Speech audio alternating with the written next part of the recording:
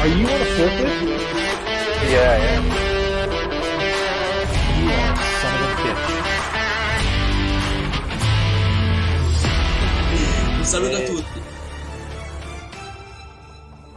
Buongiorno Bianconeri, welcome back to the All Juve Cast channel. Turin is black and white, baby, as it should be, and as it has been for an extremely long time. Well done to the lads getting the job done 4-2. That first half was crazy, a wild one. We're going to tackle the entire game, obviously go through the highlights, and there's so many talking points in this one.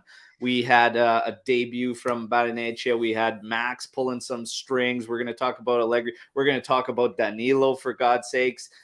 Bremer. There's a ton coming out of this one. Even Rabiot. Horsepower. We're going to talk about almost there.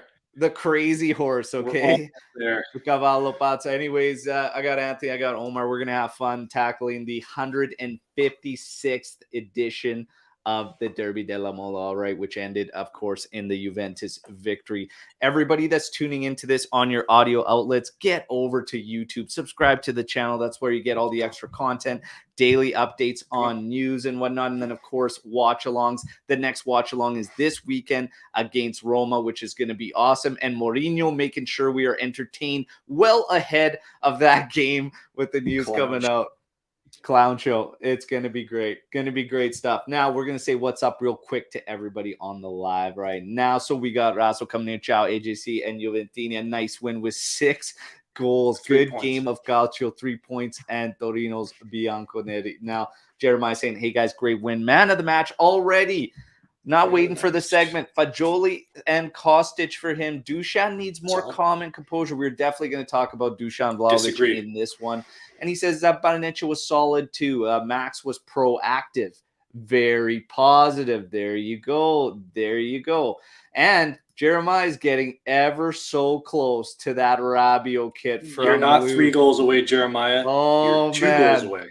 I tell you what, Jeremiah, we are all rooting for you because we want to see Lou hit that sale. But what's your size? What's your size, Lou? Yeah, just get your size ready. Type wording, whatever you want. We got you. Pick the home, away, the third, whatever you want. Get size, get it all ready, man. The crazy horse is on a tear. So, all right, let's get to it. We'll kick things off with the lineups, boys. So, obviously, everything was as expected that we talked about match day live.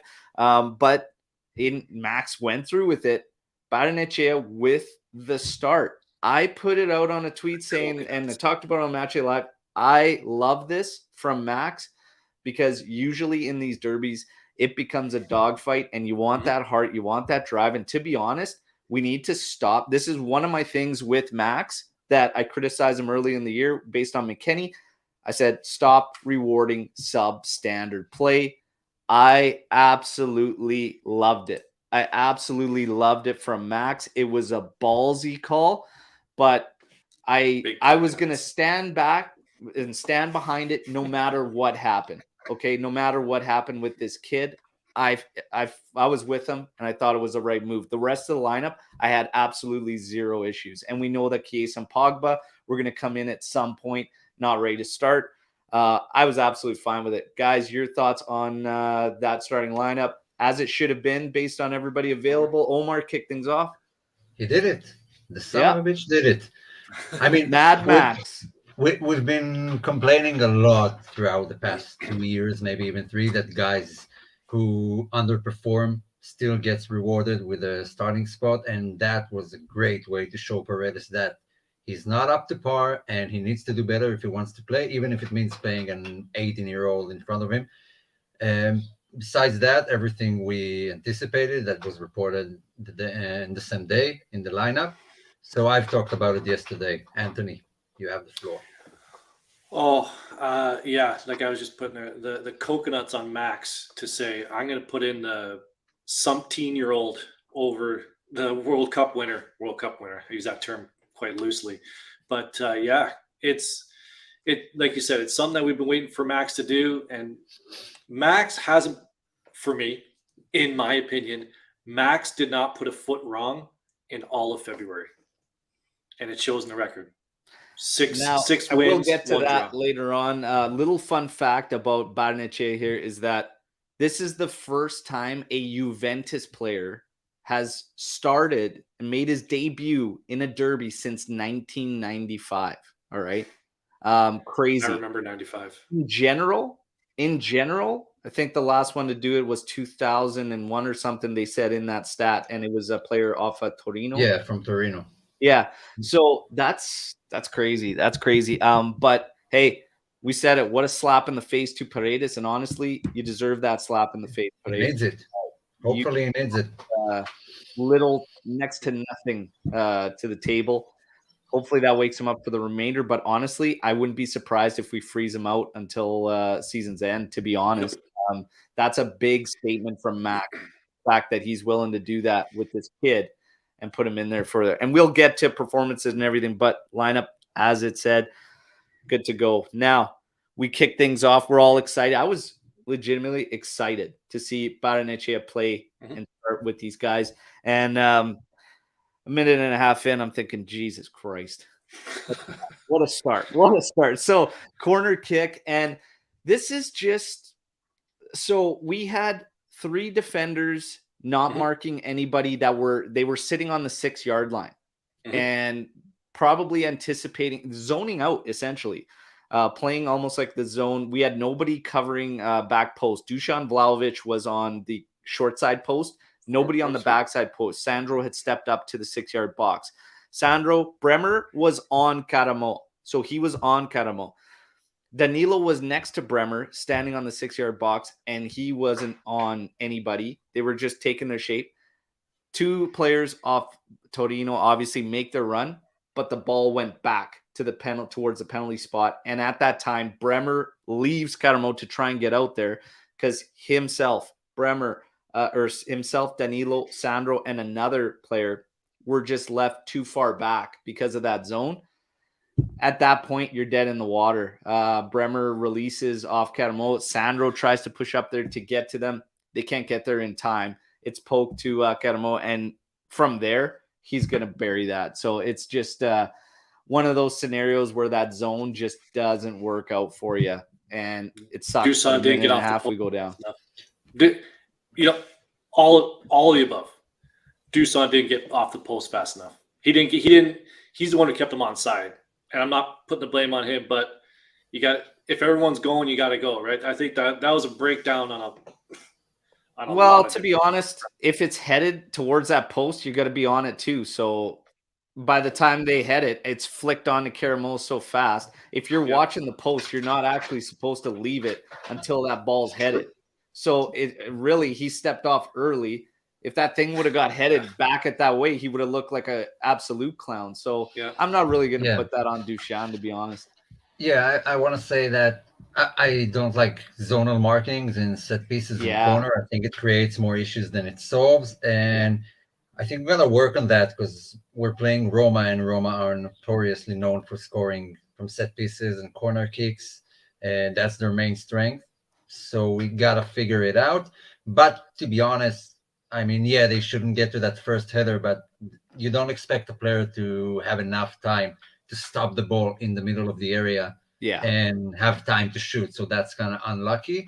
Bremer was on him. Then it's a split second, decision that you make. You don't really have time to analyze the situation. So he just went out to the guy who heads the ball, was a bit late, left Caramo wide open. Happens, sucks, but maybe that was good for the rest of the match. It's a bang play that I don't think happens if we man mark. Again, exactly. I was running the main account for Twitter during the game. The people blaming Tech for not saving that one, it took everything in my power not to say, are you insane?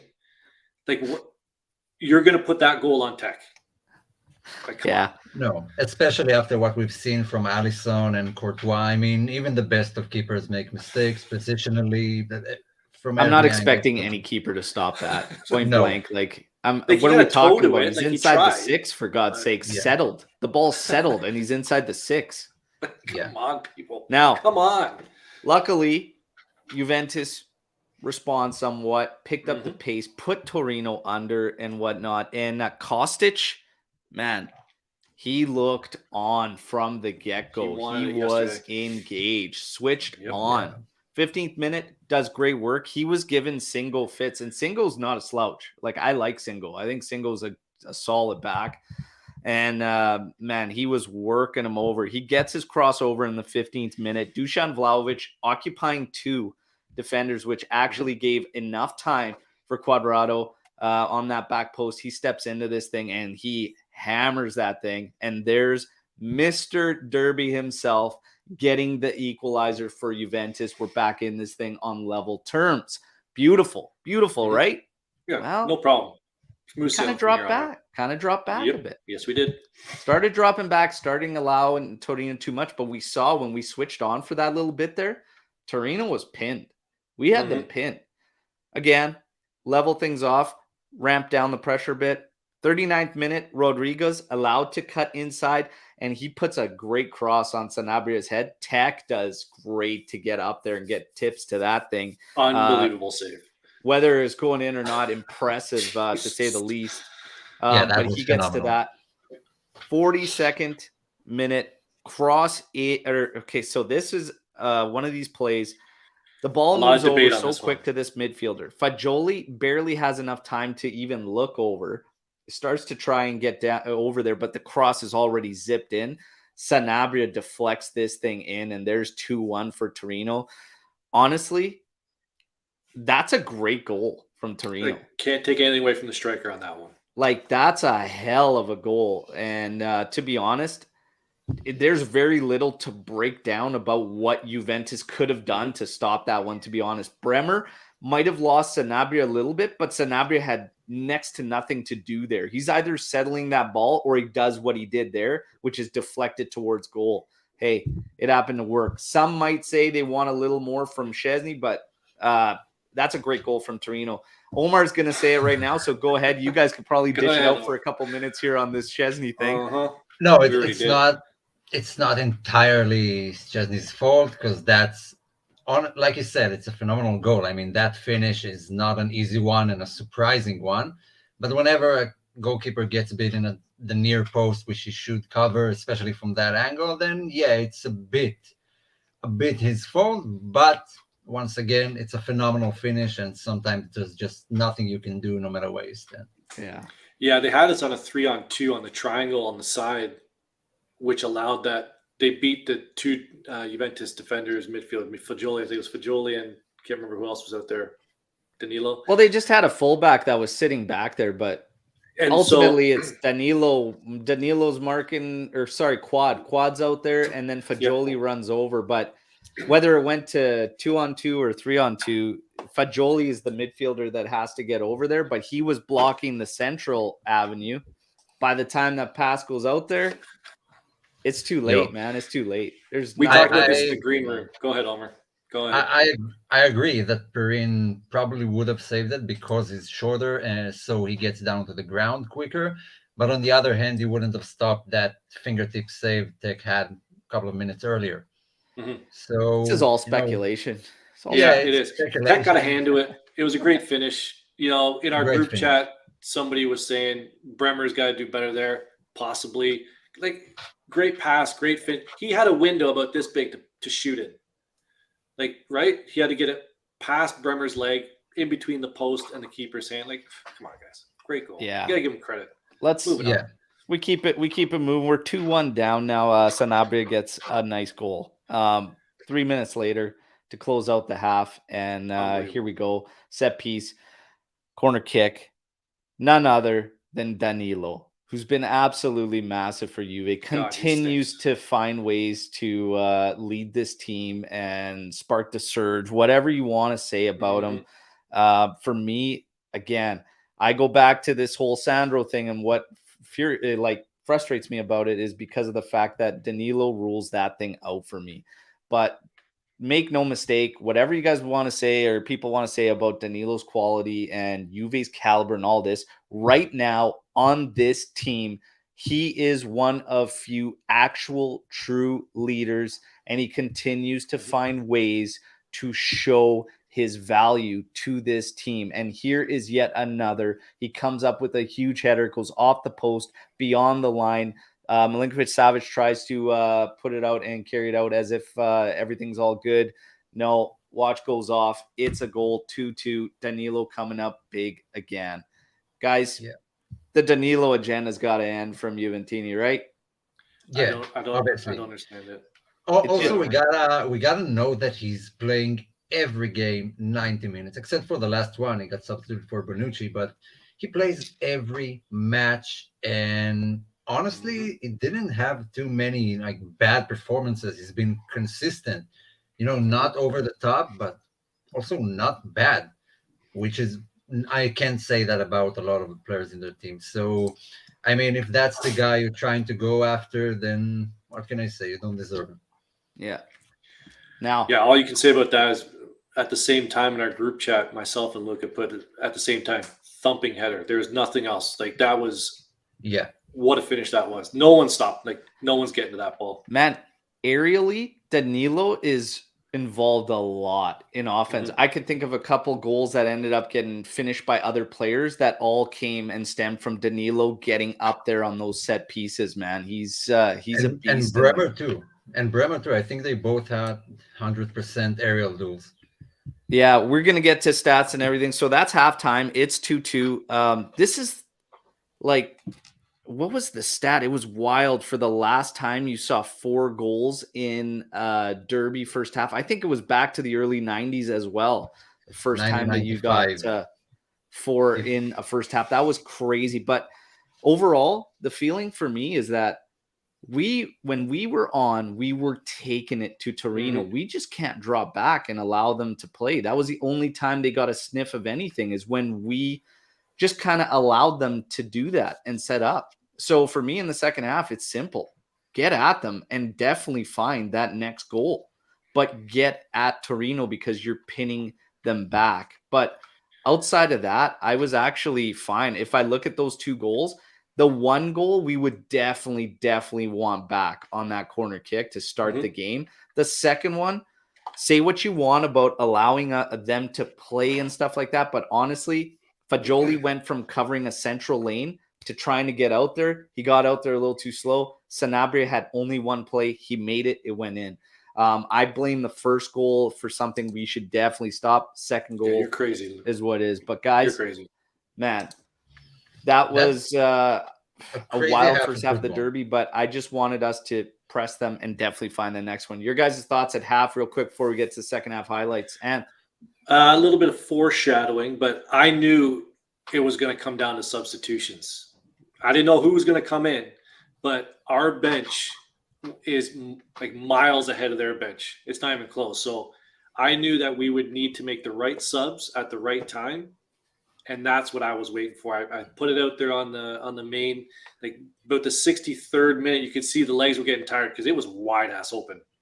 Sorry, we're moving ahead a little bit, but by 63rd, guys are getting tired. And once I knew Max was going to make changes, I was like, let's see if they make a difference. And I knew they would. Omer, I wasn't worried about the second half. Yeah, thoughts at half. One of my favorite things in football for Juve or for any team is a goal right before halftime. I don't think there's a bigger confidence boost than this. And we've actually considered one. I thought, oh man, we can't go down at halftime. That sucks. But then we got the goal and I was over the moon. And I want to say I got to give credit to Torino. I mean, they played a good game. They've managed to keep the ball more than us. They managed to find 2 goals. They weren't like over aggressive or anything. They just played a good game and up to par with you in the first half, and gotta give them credit for that. For a great game, there's 2 sides, not only Juve. Yeah. Vlahovic, I thought his hold-up play was better than we've seen in a long time in that first half. Would you guys agree? Yeah, so in the first half, yeah. There was some videos out there of training midweek. Allegri giving him balls, like he had a defender to his back and like laying it off. He started, I think it was 3 or 4 counterattacks with him back to goal, coming back, receiving it, laying it off, and then like a quick release out, and then him turning and releasing towards goal. We haven't seen that from him all season. He had one he trapped that came like from sky high straight Yep. down. He stops that thing on a dime, turns and lays it out to the. I haven't seen hold up play like that from Vlahovic at all this season. Not to that level. It was Even at all way ever better. with Juventus. Yeah. It was way better. That was the first thing I noticed. Overall, in terms of Vlahovic and his involvement and stuff, that's a different story, and we could talk about that elsewhere. Mhm. But his hold-up play in this one, in the first half was big. He starts the second half off with, again, great hold-up play that ends up in a give and go between him and Fagioli. Mhm. And this one goes off the bar. I'm sorry, but these are the opportunities I'm talking about that Vlahovic has to score. And he's got to find that one in the back of the net, 48th minute. You guys agree, or am I being too harsh? No, that's 100% true. I mean, you're a Juventus striker. That's the type of situation. And I would say the you same need for to take Keane advantage of. and Milik. Oh, I would for say everyone. the same for those guys. For everyone. Only if it was like a youngster from the next gen playing there, then I would have, let it slide, because it's still Milinkovic-Savic is a big dude and he got out quickly and there was a lot of room to maneuver. But still, you're a Juventus striker. That should be in the back of the net. That's got to be in the back of the net, man. When you're that guys that- free and clear, one-on-one with keeper out that far, you got to find a Their way keeper to is get a that in. goddamn giant. Like, that guy is enormous. he's- But I do agree he has to finish that. He missed it by that much. But credit to Fagioli. Credit to Fagioli for the assist. Well, it doesn't that matter got if he that- missed by an inch or a mile. He's got to find goal on that. He's got to find goal on it. Well, hang Yeah. on. Let's back it up. Credit to Vlahovic for the one touch. Who gave him that ball? Was it Bremer? It was a one-touch pass out to Fagioli, and then he turned. Fagioli took two guys with him. Like, it was an unbelievable build-up. Yes, he's got to score that, but he missed it by that much. But you're right. He's got to finish that. I don't care.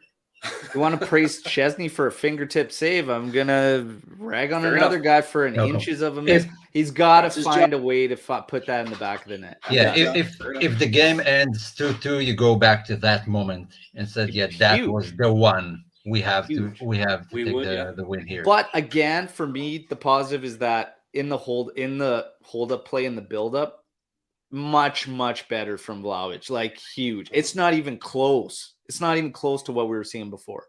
So for that, I give him a lot of props on it. 66 minute again, Torino. This is off of us clearing, I believe it was Sandro out of our area, trying to find Rabiot. Rabiot's got a guy draped all over him, putting him under and strips it. They work a little 1-2. Linetti steps into this thing off the right side, and this hits the bar and comes off. So a very, very close opportunity from Torino there to take the 3-2 lead. And this is why I was upset again, going back to that Vlahovic opportunity. They come right back at us 50 minutes later with this opportunity and almost get it in there.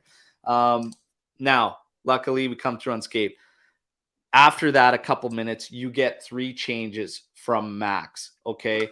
You get, I love that. You get 3 changes. De Sciglio comes in for Quadrado. Okay. We're going to talk more about that after too, because that's starting to become a discussion. Then you've got Pogba and Chiesa coming on. Barrenechea seeing his debut come to an end. And honestly, I made this call in the group chat too. We were talking about and say, who do you take off to get Pogba? And I say, you take off the young kid. Take off the young kid. You can work a double pivot with Fagioli and Rabiot and get Pogba into the game. What we saw was Rabiot drop back ahead of the defense, and we will talk about that as well. Chiesa coming on.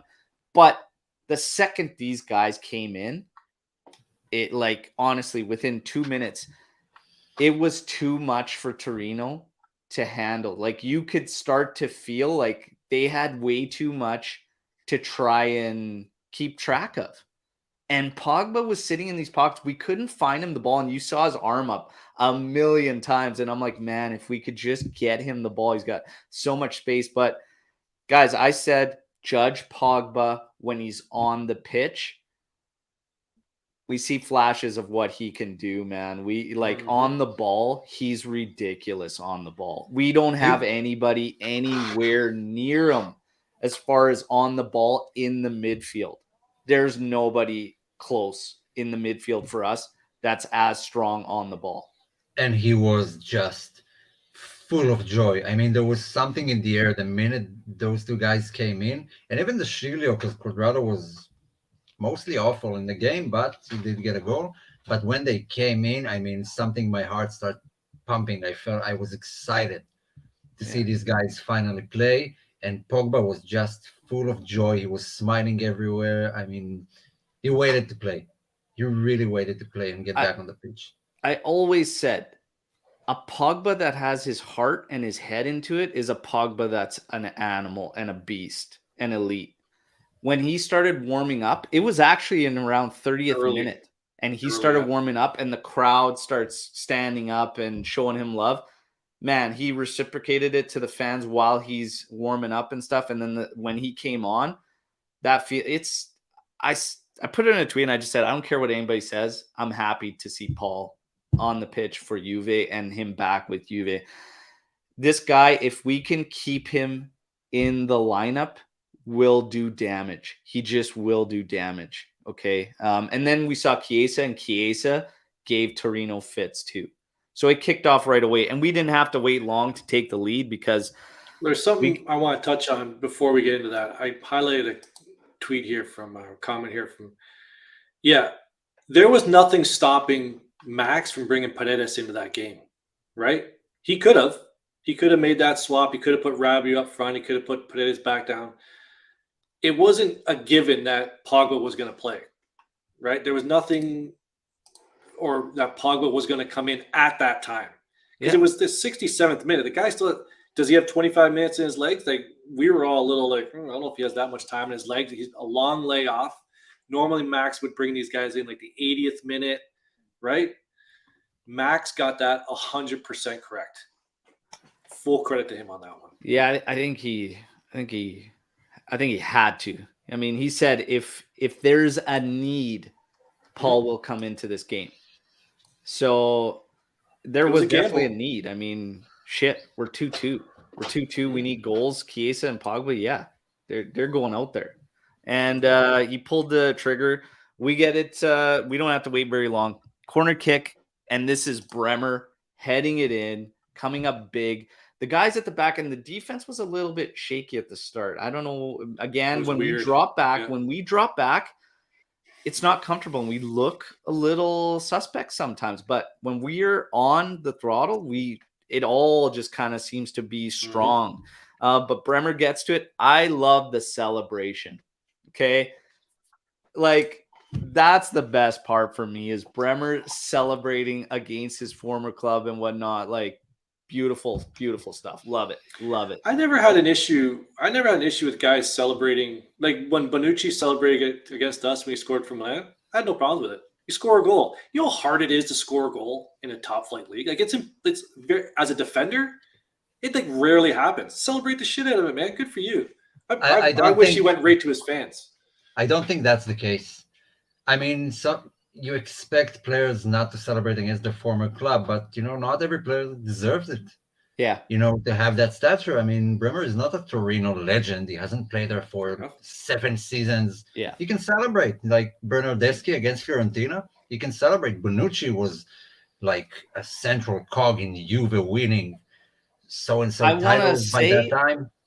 It's also how you celebrate. It's one thing to celebrate a goal. It's another to do the Bonucci, like wash your mouth to us who showed him so much love and all this. However, I will say, because I was at that game and what nobody ever talked about, he got absolutely ravaged by the fans before the warm-ups even took place. Standing out on the pitch with his civvies on, they gave him the jeer so bad and so hard, and he looked around and he nodded his head. So, you play stupid games. Sometimes you get stupid prizes. You ask for it, and he delivered it to us. Luckily, in the end, what happens? The black and white comes out on top, and then Bonucci came crying back. So it is what it is in the long run. But as far as the Selly goes, I didn't even look at Bremer's as a dig to Torino, but more him in the moment and just celebrating that big goal for this team. And whatnot. But honestly, still loved it nonetheless. 10 minutes later, set piece gets touched by Bremer, falls to Rabiot. They look at it, whatnot. I didn't even see the defender on the backside of Rabiot. Anyways, kept him on. 4-2. The crazy horse adds one for good measure, getting Jeremiah's hopes on for this kit. We get out of this derby. Turin is black and white. Everybody, we're going to get to man of match, everything like Didn't that. Bremer keep him onside? Recap. Bremer kept him on. What? Bremer kept him onside, didn't he? Bremer kept him onside. Not the No, the defender. touch goes off Bremer, and then you have to see where Rabiot is in terms of the defense. So Bremer once was that touch is actually in, they had to look at the Yeah. defender and where he's at, and it was only Rabiot's hand that was beyond the defender, so he's onside. Yeah, and he was also credited with the assist. Bremer. He was- Bremer gets the that? assist because he touched it. Yeah. Yeah. So, anyways, it's clean Either way. play. It's all good. 4-2 it Jeremiah's- ends.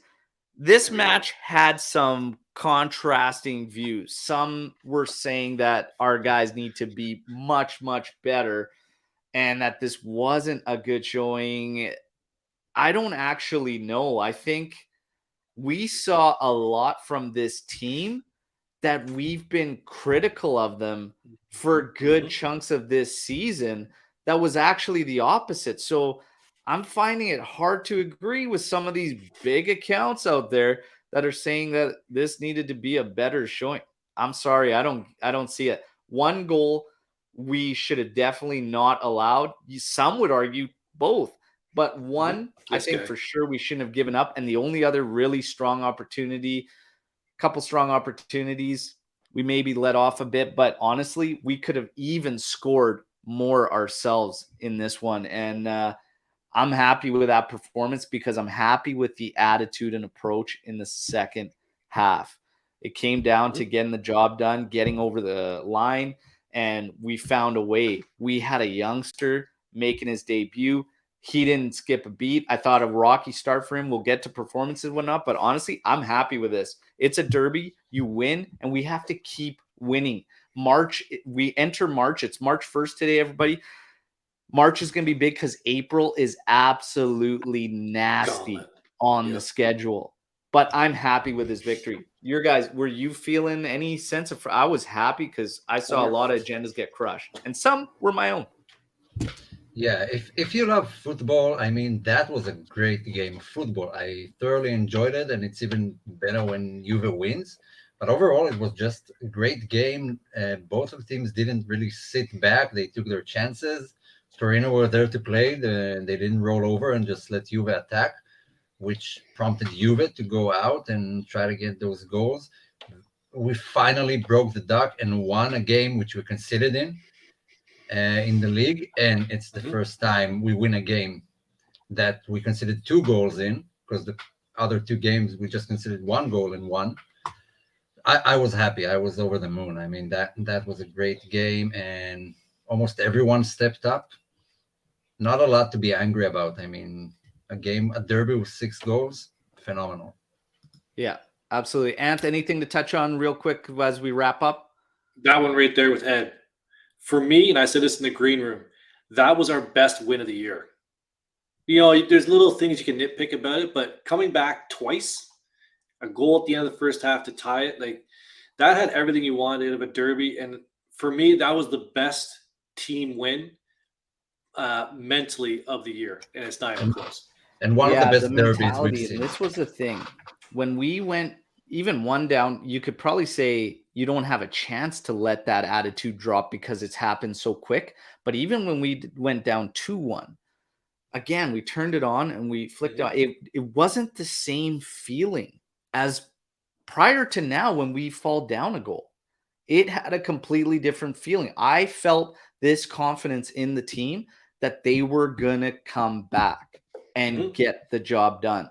But defensively, weren't great. Again, I think we just allowed them to operate a little too much. But honestly, they still came out with not a whole bunch overall in the grand scheme of things. Juve needs to continue to be honestly clinical. They need to be more clinical. They need to score more goals because we are getting opportunities. And in this one, we could have caught a few more against them, and we need to start finding those goals. But honestly, I love it. I love a game like that. I always say, even if you're going to go out swinging. put your best foot forward and give them everything. And they did. And we came out on top, as we should. Now, Striped Hearts Apparel, man of the match. We're going to get to man of the match discussions right now. Everybody in the live chat, drop who you had for the man of the match. I'm going to share with you some numbers, okay, so that we can just have something to base off and whatnot. And this is going to be just guys in general, whatnot. It may not necessarily be the guys that are in the mix, whatnot. But Rabiot's match by the numbers. Accurate passes, 93%. Okay, 26 for 28. Touches, 41. Passes into the final third, 3. Ground duels, 1. 3 out of 4. Aerial, 1 out of 3. Dispossessed, not a single time. What a crazy son of a bitch he from is. Rabiot. 2 clearances, 2 out of 2 for tackles attempted, and 1. 6 recoveries and a goal. That's a pretty solid outing. Danilo, 85% on accurate passes, 53 out of 62, 72 touches, passes into the final third, 5. Ground duels, 3 out of 5. Aerials, 1, 3 for 3. Interceptions, 1. 3 clearances, 2 for 2 on tackles attempted, and 1. 5 recoveries and a goal. Bremer, 67% accurate passing, 24 out of 36, touches 45. Successful dribbles, 1 for 1. Seeing him rip up that flank. Everybody remembers that one. Ground duels, 1, 3 for 3. Aerials, 5 for 5. Clearances, 1. Tackles, 1, 4 for 4. Recoveries, 8. And a goal and an assist. And a savage little celly in front of those guys. I don't have the numbers on Kostic. I'm going to dig those up because Kostic was in the mix for some. I'm going to let you guys kick it off while I look up Kostic's numbers. But Ant, who was your man of the match in this one? We have them in the group. I'll go check them. Oh, I've got it right here. If you guys want to wait, I'll give you the numbers right now. Kostic, basically full game, 90 minutes, 39 touches, 75% accurate passes, 5 key passes. 5 for 8 on crosses. Okay. Dribble attempts, 2, 1 successful. Ground duels, 4 for 10. Aerial, 1 for 2. Yeah, that's kind of his stats. He finished up with 1 assist as well on that Cuadrado goal. Some wanted Fagioli, saying he had a great showing in the mix and whatnot. He finished with 47 touches, 81% accurate passes. Didn't end up getting a assist or anything. That's kind of it. Ground duels, 4 for 8. Aerial didn't win one. Possession lost 13 times, whatnot. I thought he had a good showing, but it probably wasn't good for the stats or whatnot. But I think he did his role and did his job good. So there's a lot of shows. There's a lot of shows for Fagioli. So how many touches did Kostic have? It seemed like he had 106, but it wasn't that many. No, he had 39 touches. Man, that's surprisingly low, but Kostic was huge in this one. I'll start.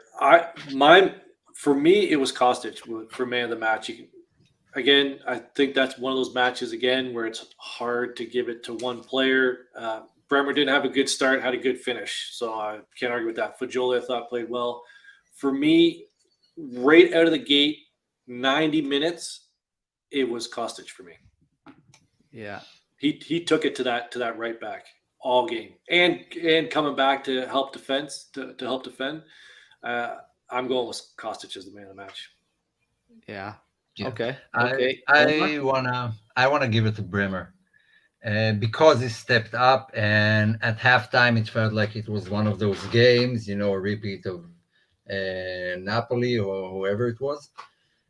But he did step up. He got the goal. It was just great. He even, got man of the match out of the stats. When I looked in different websites, they all gave him man of the match. The assist, well, okay, I would give that assist to Kostic because he's the one who crossed it. But still, solid numbers, solid showing, and got us the win, basically. And that savage celebration, just great.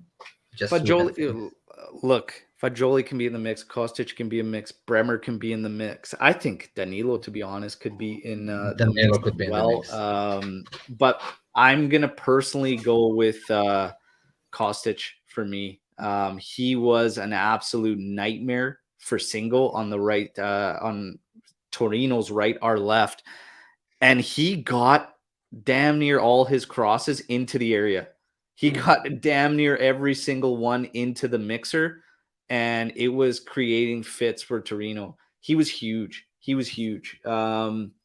But for me, it's just yesterday's game. I thought Kostic stood out, and he's been on a tear. We talked about him post World Cup struggling for a bit and through some few matches, and we were like, man, Illing Jr. should probably get some minutes right now. But lately, Kostic is on an absolute rampage. Do you want the You gotta numbers for rest. February? Top So performers we're for gonna get February? to February and the games and stuff. Omer, real quick, what were you? I don't remember. Okay, Go on. so It happens. man Yeah. of the match. Now I want to talk My about, age. Rabiot didn't get Your age. any shouts, live chat, or when any. I thought Rabiot had a solid game too. Rabiot ahead of the defense. This was an interesting move. I thought we'd probably see a two-man pivot from Fajoli and Rabiot once Pogba entered. However, he kept it the same. And Rabiot ended up just playing ahead of the defense, but Rabiot did a hell of a job ahead of the defense. I'd even play him there before Paredes ever sees the pitch again for Juventus. If I'm being honest, guys, what was your thoughts on how he performed in that position? Look, if you go back to the Sarri season, even the Pirlo season, to one of our podcasts, I've mentioned it a couple of times. I think he'll do better as a defensive midfielder than a midfielder because he's better defensively than he is offensively, although he got a goal. But his physicality, his tackling, his height, I mean, he has the stats to do great there. So I'm not shocked. I mean, I was kind of expecting that. Maybe Torino was a convenient opposition to try that for the first time. But I'm not shocked. I mean, if you look across Europe, that's mostly the type of caliber you want in your central midfielder. I mean, look at Fabinho or Casemiro, the guys who do that, they are physical monsters and also good on the ball, but not so good offensively. So he was fine. He was great, and everything that keeps Paredes off the starting 11 is great for me. Yeah, there you go. Ant, what do you think about Rabiot there? I focusing on the main. I really lost track of what happened to him. But I'll answer your question with a question. Do you think he played well because of the offensive power put out there, and he wasn't asked to do a lot of defensive duties? Like once you put Pogba and Chiesa, Torino was on the back foot. So do you think it's kind of a fair assessment of him playing well in that position because we absolutely start taking it to them?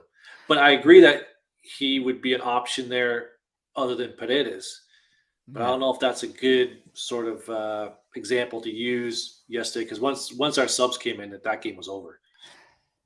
I definitely think that plays a part in it. The fact that at that moment we were on the throttle and it helps and whatnot. But overall, like, I mean, if I'm looking at technical ability, I think he's got the technical ability 100. I went back to Sarri's season and I said, man, I could really see this guy playing in that role. The problem was he started to have a lot of lapses defensively for a few seasons with Juve. And then I was like, okay, we can't take that chance here. But he's been switched on really strong for this season, that's for sure. And whether it's just on foot on the throttle, I don't know. But again, Rabiot, the one thing with him, why I would have that confidence is because he, at the very least, his effort and work rate has been up there for Juve this season. And again, half the battle for this team is exactly that. And it's one of the main reasons I would freeze out Paredes because he's just not given us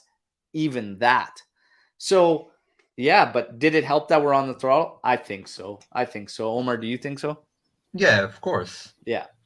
But he didn't have did much spark some offensive attacks out of that position as well. Yeah, I mean, it has to be easier to play when you have guys like Fajoli and Pogba next to you. I mean, that elevates the game massively. I can't compare it to having Arthur and Bentancur next to you. It's not even the same league. Yeah. So obviously it did great. Let's see if Allegri will try it again. I mean, we were phenomenal even without Lucatelli, who's arguably been our best midfielder this season. Yeah.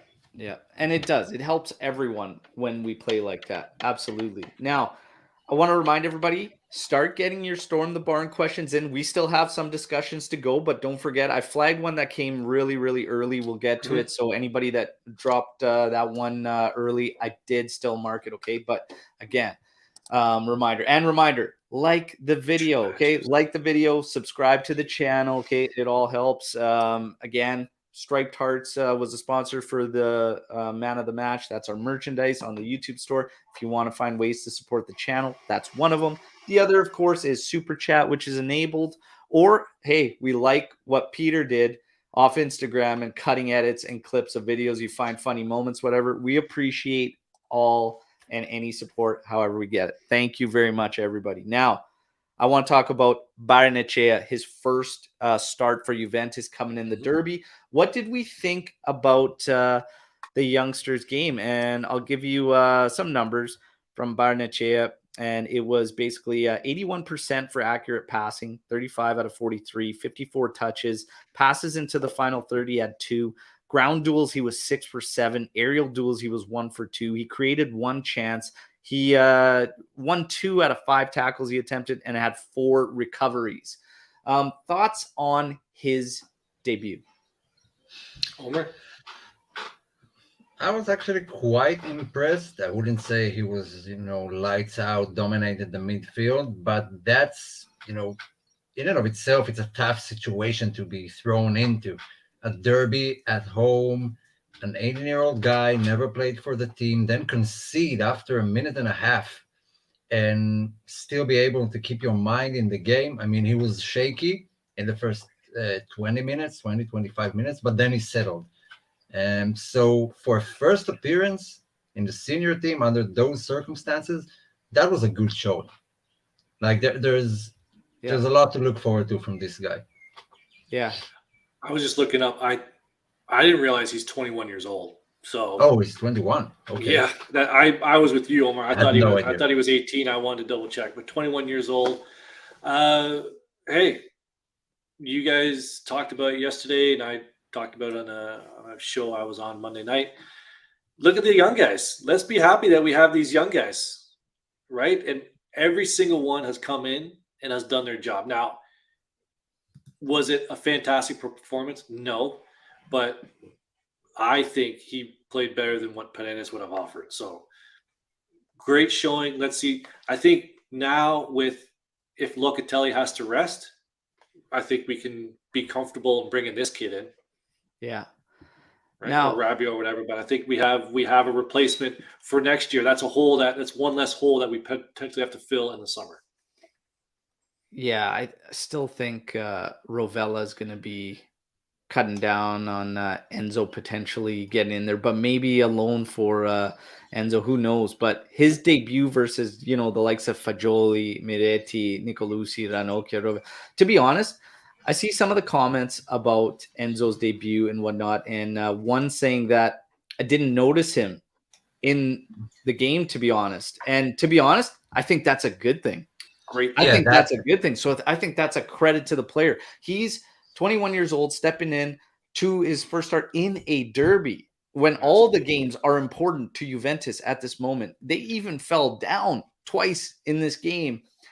And he actually got better as the minutes came. I thought he had a rocky start early on, but he grew into it and he got comfortable. And obviously, you got to get the butterflies out of your system.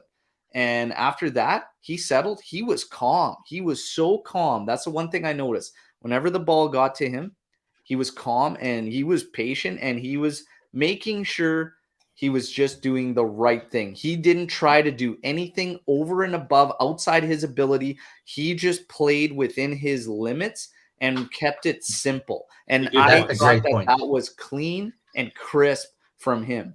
That's a great point. I mean, he was responsible. He did the simple thing. Okay, except for one time, Anthony. Yeah. No, but and that to his credit, like he only made one mistake that caused a 4-on-3 or a 3-on-2 the other way.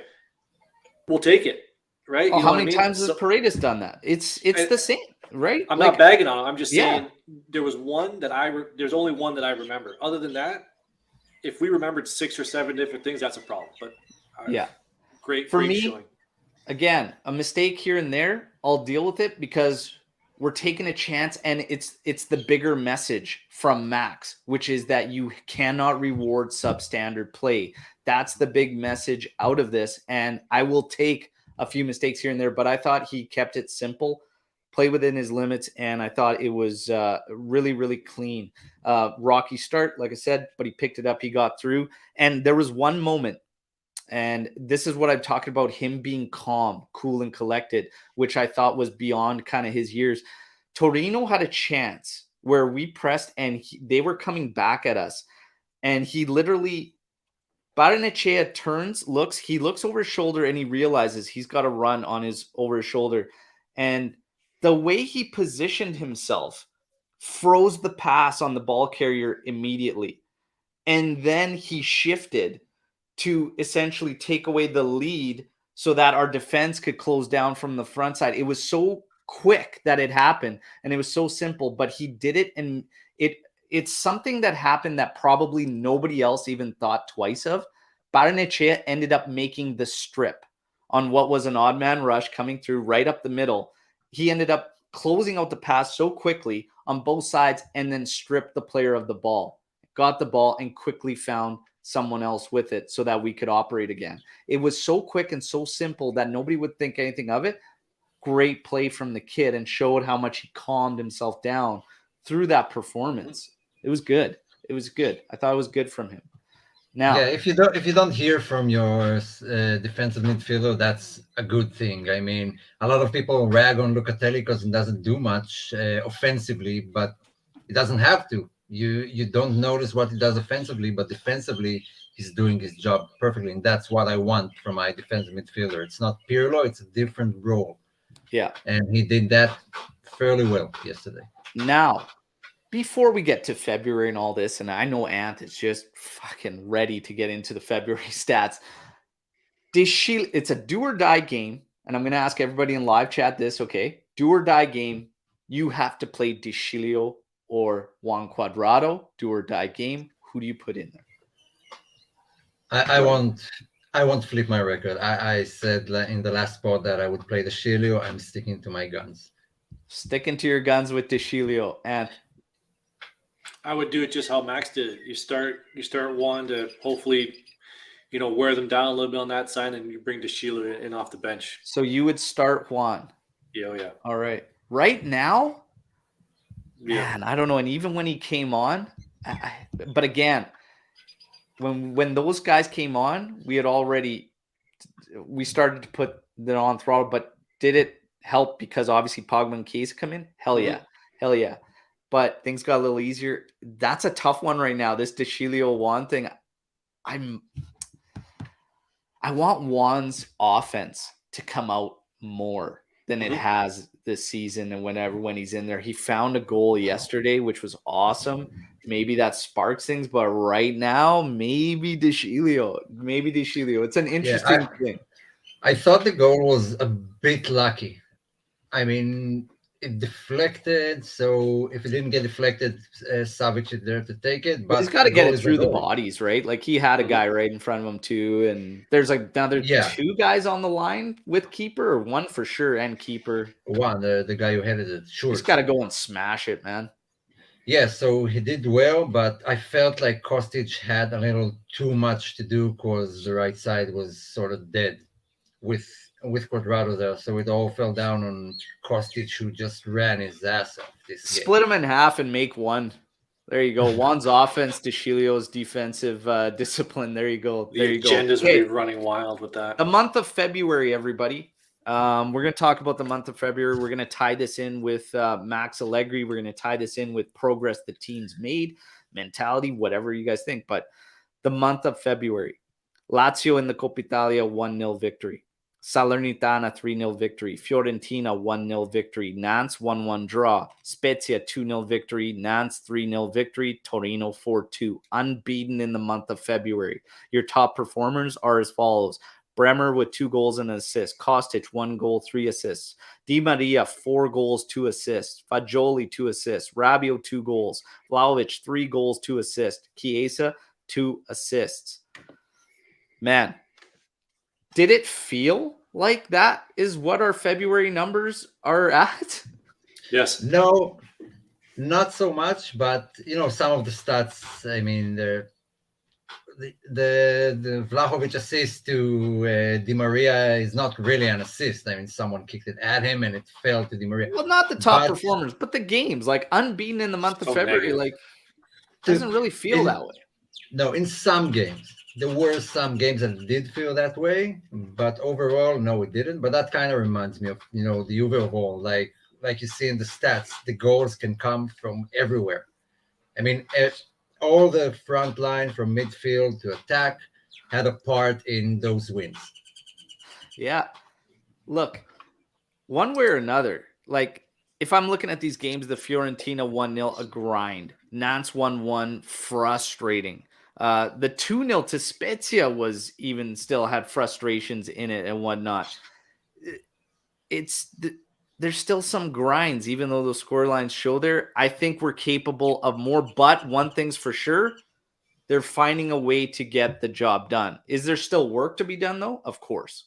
Of course, there's still work to be done, but they're finding a way to get the job done. Max Allegri playing the youngsters. Is he crushing a myth there in as far as how Max trusts the youngsters? Well, we've seen both sides of it because we saw him the second he had an opportunity get Fagioli out of the midfield and play McKennie, which I thought was just criminal. However, here you go. You gotta now, let that go, man. You gotta let that now go. that he's played Barnechea, he goes in there and sits Paredes. So what the hell? Like Max was capable of doing this earlier on the season, but that's why I was personally critical of some of his choices. But now he's going against it. Is Max changing? Is Max changing? Maybe a bit. I mean, when you look at the games, you get a sense that he's doing something different, that it's not the same rigid play, that he gave a little more trust to the youngsters, and maybe listen to his grandson. I don't know, but something is a bit different. I think he realized that his starting players are not necessarily the best out of the roster. The aging players are not some of the best. I mean, Bonucci got like, I don't know, 6 minutes total since he came back, maybe 10 minutes. He played him in the 89th minute. He even played Pogba ahead of him. So something is different. I can't pinpoint exactly what. There you go. There you go. Anth, what do you think? I think behind the scenes, he's gotten everyone to buy in. And I know we'll get to it with the lineup, the formation. The 3-5-2, it looks like everyone's bought into it. Everyone has been given a role.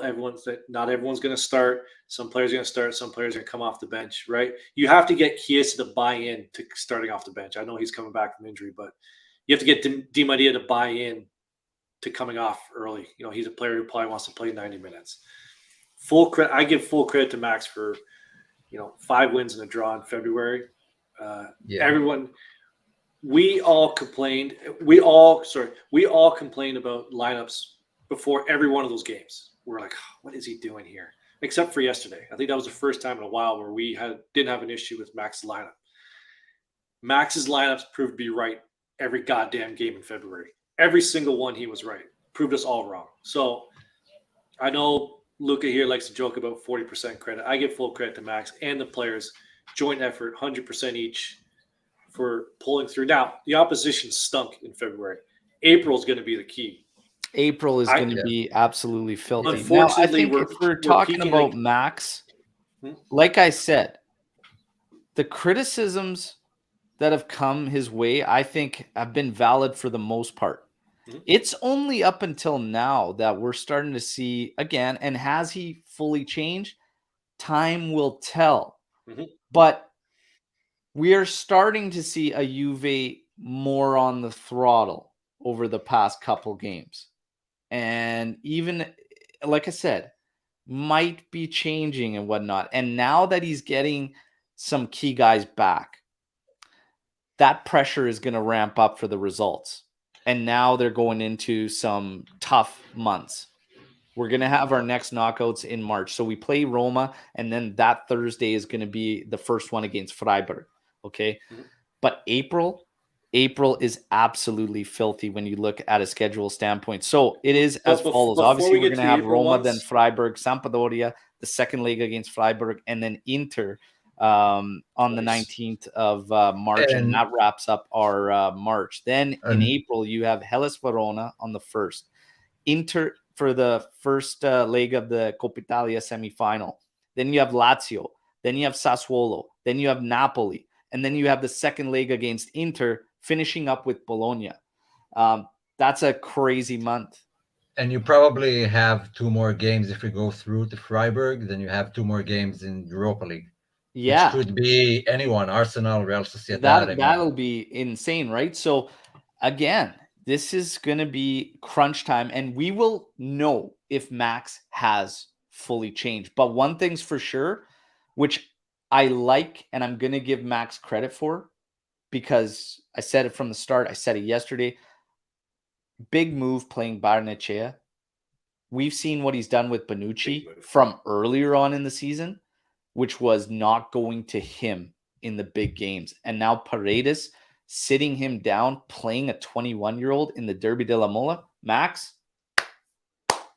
bravo. Nice. Okay, well done. I'm happy with that. And if we get performances like we did yesterday, sure, you want to clean some stuff up on the back end, but we went after it. We went after that result, and we imposed ourselves on our opponent and got over the finish line.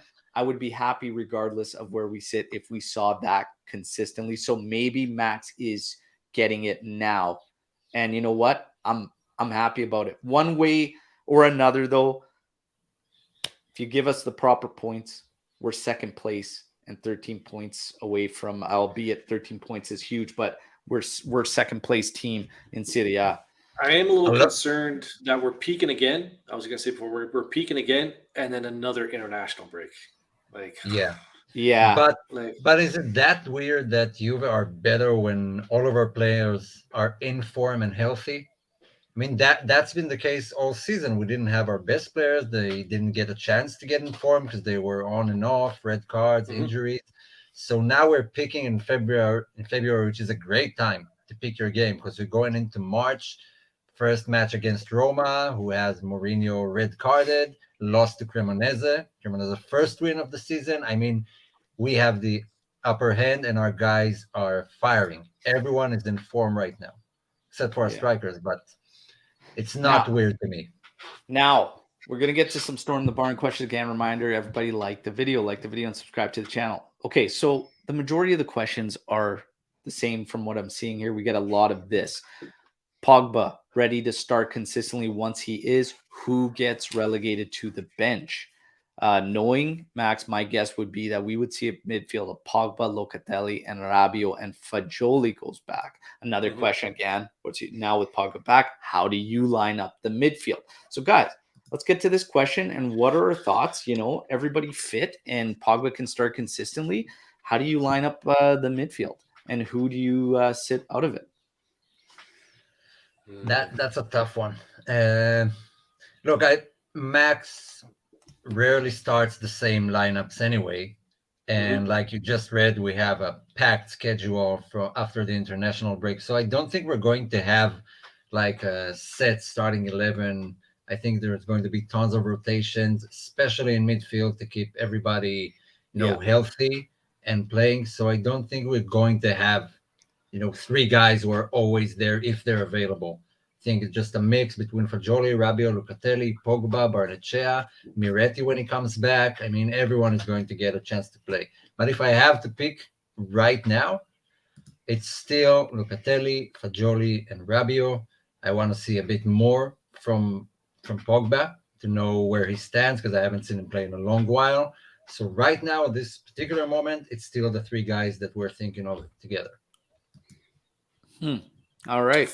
We got 5 games in 14 days. I don't see Pogba starting until maybe the 3rd game on the 12th against Sampdoria starting. So these three will be starting. Luca, Rabiot, and Fagioli should be starting for the foreseeable future, 3-4 games. Okay. So the question is, once Pogba is ready to start consistently, who our starting midfield would be? Fajoli's out. I would have to say that, honestly, I think what's going to happen is once the guys are fit, let's keep in mind Moretti comes back this Sunday for Roma. He's going to be in the squad list again. Barnechea, I don't expect to see probably again, maybe a Coppa Italia. No, because we're semifinals. He's gone. I think he's done. Moretti comes back. Barnechea is done. So, which is great, whatever. I was happy to see him in this one and whatnot, but let's be serious. Moretti will be above him, and then Fajoli's been playing above him as well. Everybody fit, everybody healthy. I see Fajoli being the change up to Pogba, but again, guys, I'm sorry, you cannot deny Pogba in our midfield.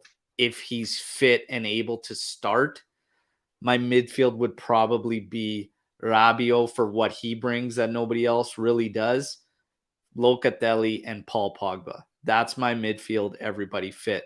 I hate to do it to Fajoli. He's my change-up to Pogba, though. And we have to keep Pogba as fit as possible. So Fajoli, I would still use heavily. Let me, make sure I'm clear about that. But that would be my three-man midfield. And in some games, depending who we play, I'd probably also have Pogba and Fajoli both out there on either side of Locatelli. Yeah, and I can't shake the feeling that Rabiot is leaving at the end of the season. I mean, going into next season, Fajoli and Pogba should be our starting midfielders. Right. The box-to-box midfielders. But we're getting ahead of ourselves. I mean, I just think we can't deny Pogba if he's fit. Now, again, we get another question. I'm just trying to filter here the questions that were the same in terms of the midfield here. Now, anyone else? So let's see. What do we got? So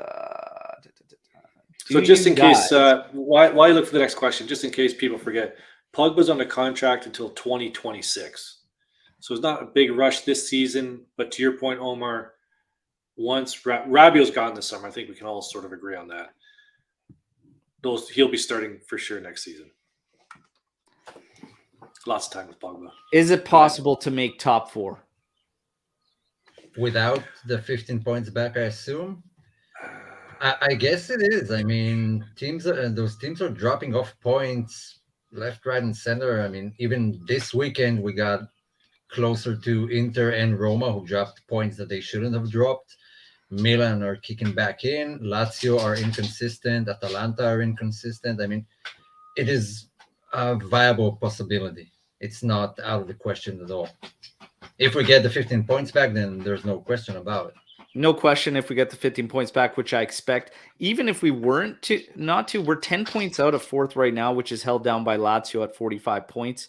We are going to play them again in the month of April. It's doable. It's doable without the minus 15. It's doable. Do I think we can? Again, I'm not counting that. And Lou and I have had this discussion in the group chat because Lou's looking at, he's like, I think we can get in there without even getting the points back. And I'm like, it's far too early to count, if you ask me right now, because we have a huge April and we still got a lot of business to take care of in March. One game at a time, everybody. 1 game at a time. One day at a time, but it's far too early right now to talk about it. If we get the 15 points, we're in, no problem.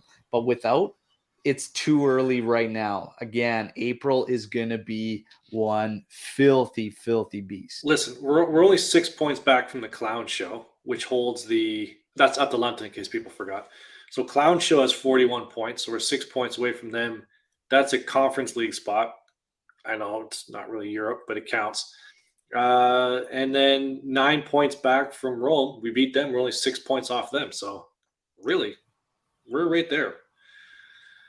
Yeah, April's and gonna be the key, man. Jeez.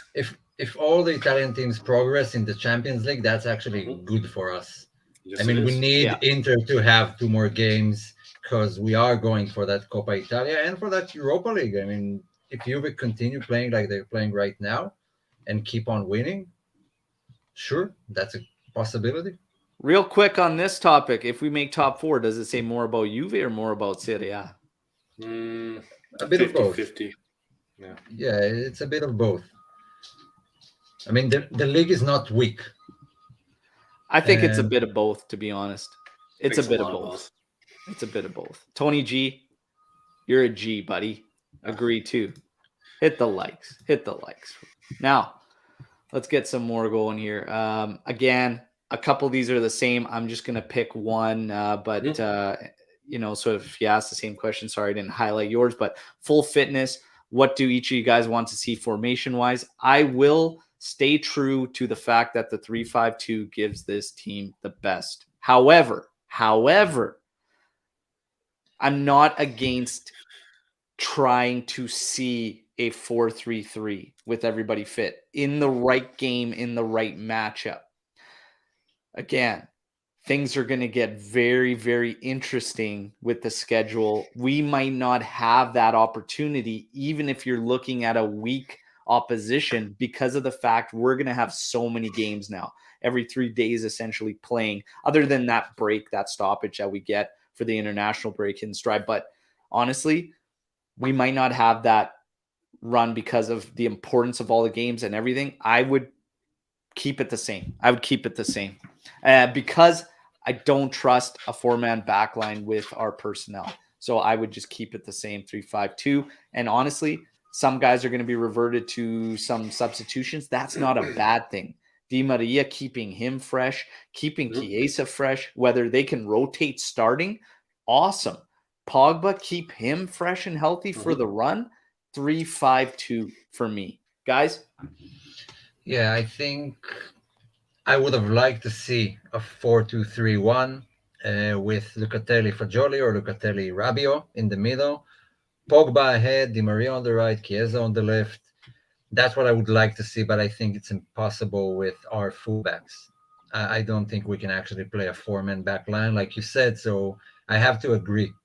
Although I would like to see it, I think 3-5-2 is the safest and best for our roster at the moment. Yeah. If you guys remember the first half of the season, the first 10 weeks, we were going 4-3-3, 3-5-2, this and that, 4-2-3-1. We finally found something that works. Just don't change it. In the summertime, we bring in a different fullback. If Sandro leaves, remember, we all agree Sandro's not a left back in a 4-man back. So why would we even bother trying that? Bring in the proper players in the summer. You test it in the summer in friendlies. Max is probably just going to ride out to 3-5-2. There's no sense in changing it now. Yeah. Would we like to see it? Sure. But actually, no, I wouldn't want to see a 4-3-3 because I know it's going to be a disaster. And we're going to be like, why the hell did we change? I'm just not, I think you just keep it rolling. I mean, we've held the best balance in our play in this. And I think it's only going to get better with guys like Pogba introduced into that lineup and Chiesa. Man, that play Pogba had, are you kidding me? Chest to head, back down to foot, putting it in stride for the next player, and then we're down, and then Kostic ends up crossing it. Like, that guy can't be denied out of midfield, but I think if you play a 4-3-3, you play a 3-5-2, makes a huge difference just putting that guy in the middle of the park. That's a perfect example. Go ahead, Omer. I was going to say, that's a perfect example of, Dom, everybody knows Napoli Dom on the Twitter, friend of the show. He's a good dude, likes the banter. He mentioned on his Twitter yesterday, does it look like Pogba's moving in slow motion? And it's like, no, he doesn't have to move quickly. He doesn't have to move fast. He moves quick. Yeah. There's a difference. Like any hockey fans out there, same gripes with Mario Lemieux. They're like, he's not skating very fast. He didn't have to. He skated smart. Pogba runs smart. He moves quick. He doesn't have to be the fastest guy in the field. Yeah, Pogba's so good on the ball. He doesn't need the pace. Does he have the pace when he was a young kid? No, but he doesn't need it. And the other thing, Pogba is so strong and big, man. Like, guys, he is not easy to get the ball off. He doesn't need to be blazing fast. He doesn't need it. And the guy's got a shot. I swear to God, when that one fell to him, that volley, I was like, he is gonna destroy this to the back post. Didn't quite get it right and got it blocked, but man, I was like, yeah. Even he knew.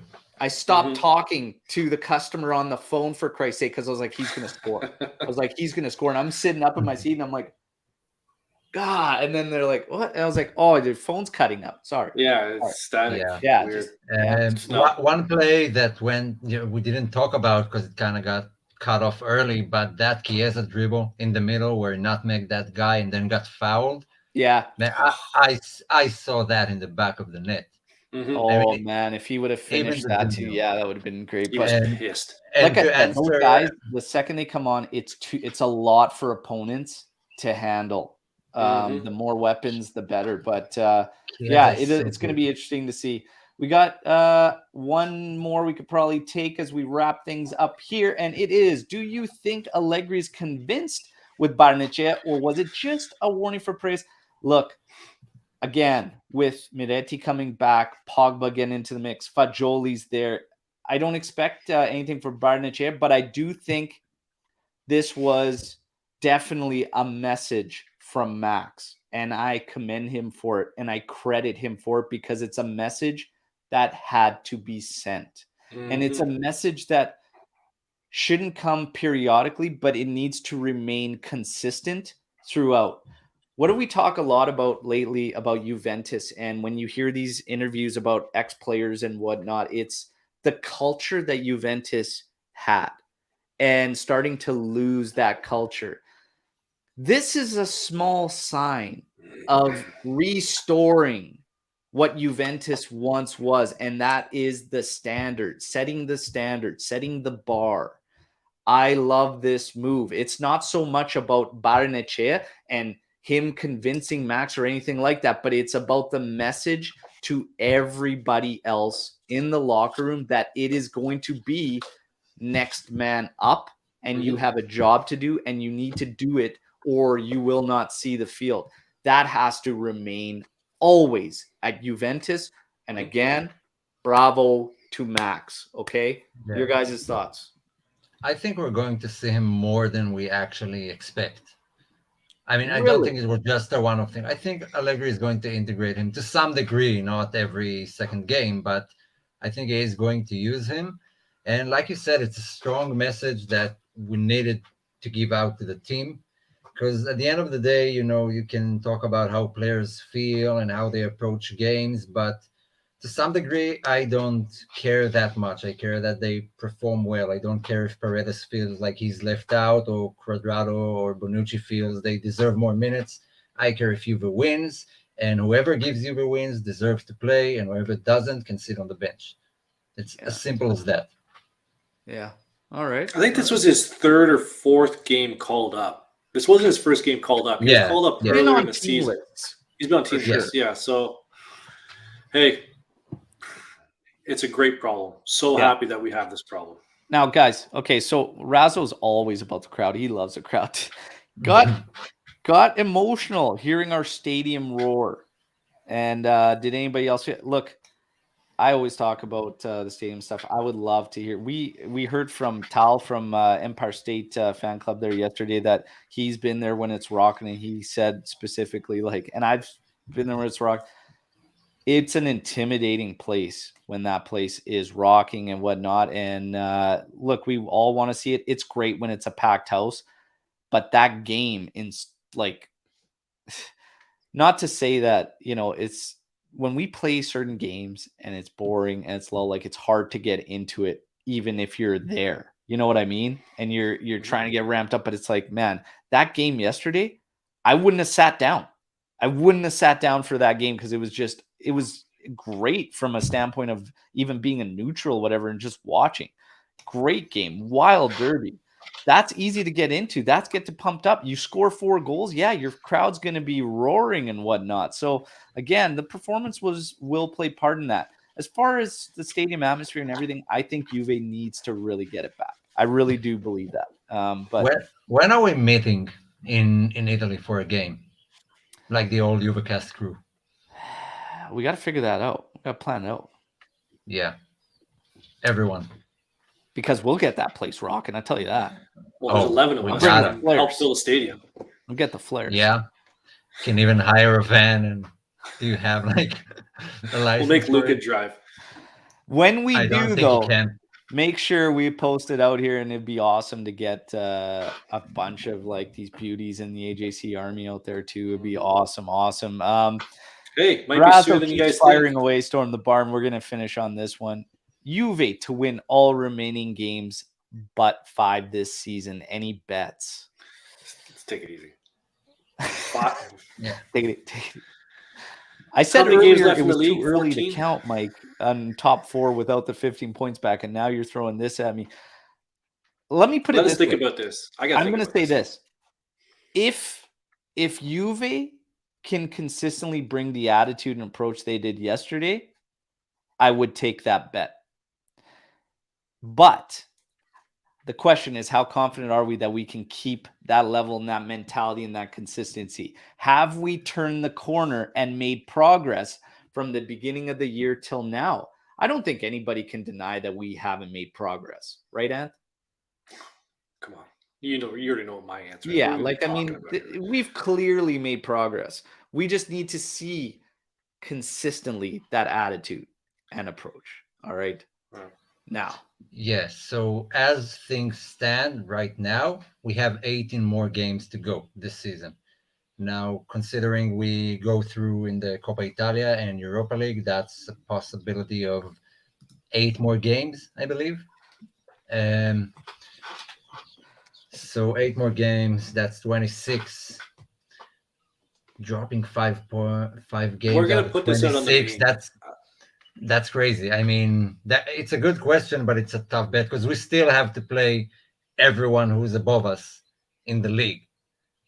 So we can I'm easily gonna put that drop out on the points meme. here I and think there. 5 games remaining. man, 5. the 10 kit bet, everybody's talking about the 10 kit bet in the chat right now. Look, I was quite confident where we were going, and I just didn't see. That was the didn't see day it turn around and before. stuff like this. That was the day before we got the 15-point penalty. Yeah, Literally the day before. it was literally the day before. You get that? Like, did I jump the gun? Yes.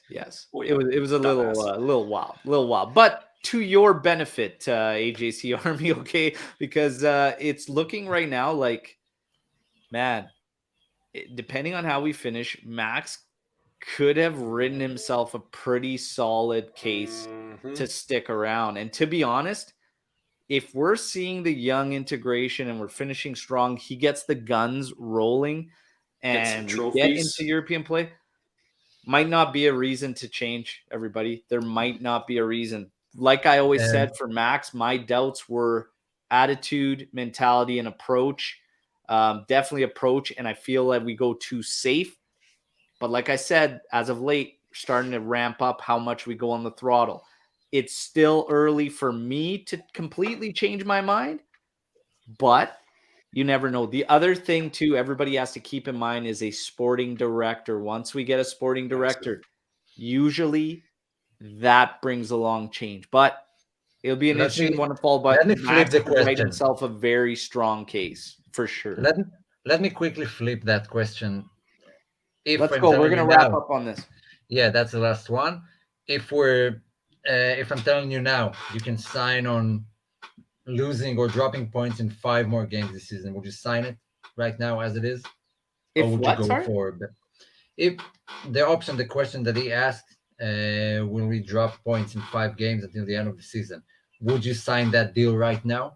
Yes. So I'm telling you that's how it's going to go. Or would you 5 aim of higher? like 26 games? I'd take it. Potentially Drop 26. points? That's draws included, right? So All if you drop competition. points in only 5 games of 26, that's a hell of a run, man. And let's I'm say not it's gonna only take in the that. league. Because we're going to do better. Oh, this guy. Let's I go. knew you Let's would. fucking go. I'm jacked Okay. up. I had a great show. I love this. You guys were great. The AJC Army was great. Winning the Derby 4-2. Torino, Turin's black and white. Always has been, always will be. You guys know the drill. We got Roma this weekend. Okay, that's going to be another big one. They're next up on deck. Jose Mourinho getting himself in trouble for specifically saying that he got sent off that game. He's going to be suspended for Roma because the referee had a fucking, Is oh my from God, Turin. because he's pro Juve. Mourinho, you are joining the clown show team. All right. So Clown show. There you go. There you go. Welcome to the Clown Show, Mourinho. You are an absolute joke. That's hilarious. Have fun sitting there watching the game with Rocco Comiso, probably good buddies. I love it. I love it. Us against the world always has been, always will be. The gear is in the YouTube merch store for us. Amici di Nessuno. Hey, I got mine coming, and that's the way it is. Okay. And Before we go, everybody. Before we go, I was lucky enough to be on the Calcio Guys podcast Monday. It came out yesterday. Thank you to Adriano, Nicholas, and Johnny for having me on there. We talked about Juventus. Check them out there on Twitter, Instagram, Spotify. I had a great time over there. So please go over and support those guys. They're a good bunch of dudes. Yeah. I had a great time. They are great guys. Great guys. Calcio Guys. Now, I'm sure it was great with you on it too, Anth, of course. Come on, Of course. What are we talking about? But everybody, Roma's the big Obviously. one. Daily update videos coming for you, leading the way into the build-up for that one. Sunday, match day live, okay? I'm just going to quickly check if you guys know the game time because that might change. It's the late game. It's the late game. Beautiful. It's a Sunday Beautiful. 8:30 a.m. Eastern time for the match day live here. I'll bring you the watch along, okay, at 11:45 a.m. my time. All right. Ciao tutti. Thank you. Live chat. You guys are always amazing. Like the video. And if you're new here, subscribe. As always, fino alla fine. Forza Juve. Ciao tutti.